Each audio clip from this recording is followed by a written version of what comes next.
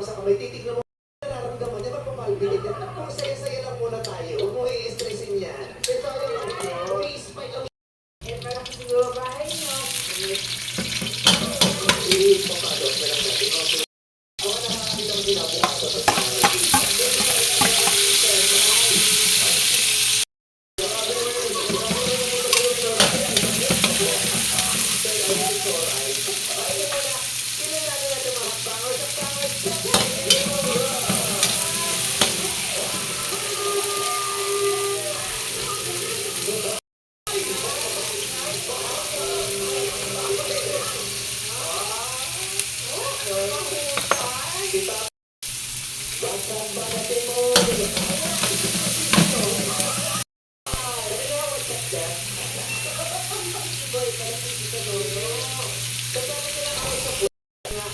technology.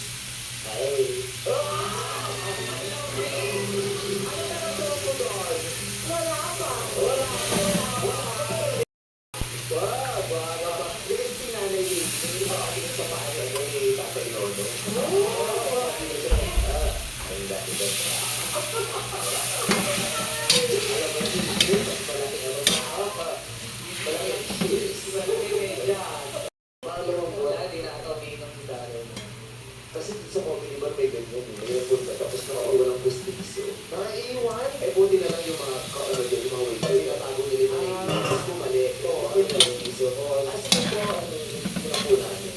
Tapos pag yung sila, hindi ako ito.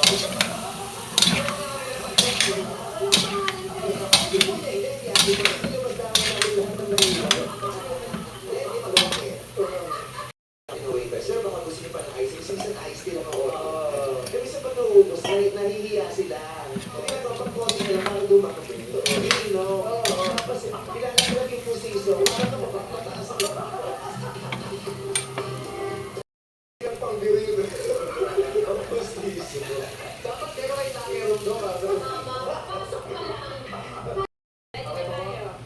Pulburo, dito pulburo. Okay, Ayun ako sabi ng advice. Kaya ka. Ganda niya. Oo nga, ganda ni Pies eh. Kung ko na nakita ng personal si Pies, ang ganda pala. Hindi na tayo. Kasi kahit 76 na nagaganda pa sa akin. 76 tama tayo? 76 na di ba? Opo. Ilang taon pa po? Before pandemic na operahan. Opo. Mula doon hanggang ngayon, malaki na. Oo. Tatay Matias, ano pong mahirap? Ano pong mas mahirap? Yung mabulag ang mata o mabulag sa pag-ibig? Oo. Bakit mahirap? Matias. Matias! Ano? Matias ba yan? Matias pa ba yan? Tawan-tawa ha. Oh, kilig si Matias. Babatiin ko nga na, hi baby!